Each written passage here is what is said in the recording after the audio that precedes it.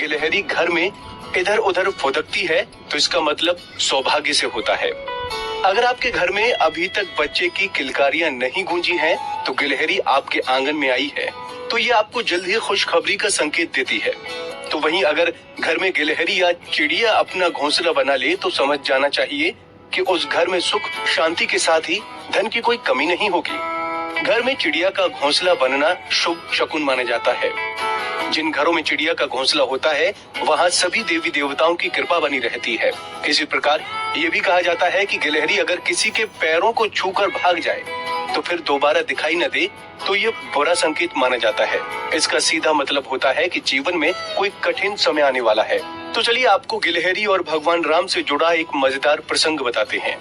पौराणिक मान्यताओं के अनुसार जब त्रेता युग में भगवान राम का अवतार हुआ था और उनकी धर्मपत्नी देवी सीता का अपहरण लंकापति रावण के द्वारा कर लिया गया था, तो श्री राम वानरों की सेना की मदद से लंका नरेश रावण की कैद से देवी सीता को मुक्त कराने के लिए राम सेतु का निर्माण करवा रहे थे।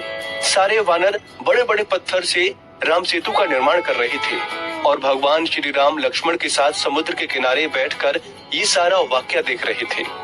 इसी दौरान उन्होंने देखा कि एक गिलहरी बार बार रेत में लौटकर रेत के कण अपने शरीर में चिपका लेती है और सेतु पर जाकर अपने शरीर से सारे रेत के कण झाड़ देती है। इस प्रकार भगवान राम ने लक्ष्मण से पूछा कि ये गिलहरी क्या कर रही है, तो लक्ष्मण ने जवाब दिया कि ये खेल का आनंद ले रही है। इस पर श्री राम मुस्कुराए और उस गिलहरी को बुलाकर पूछा कि ये तुम क्या कर रही हो। सवाल सुनकर गिलहरी ने जवाब दिया कि मैं भी इस सेतु को बनाने में अपना योगदान दे रही हूँ। हालांकि मुझे पता है कि मुझ जैसे छोटे प्राणी की कहीं गिनती भी नहीं है, परंतु इस अधर्म के विरुद्ध धर्म की लड़ाई में मैं भी अपना योगदान देना चाहती हूँ। गिलहरी की इन बातों से प्रभावित होकर श्री राम ने प्रेम पूर्वक उसकी पीठ पर हाथ फेरना आरंभ कर दिया, जिसके परिणाम स्वरूप गिलहरी की पीठ पर भगवान राम की उंगली के निशान पड़ गए और आज भी गिलहरी की पीठ पर 2 धारियां होती हैं। कुंडली टीवी डेस्क से दीक्षा गुप्ता की रिपोर्ट। की और भी जानकारी लेने के लिए हमारे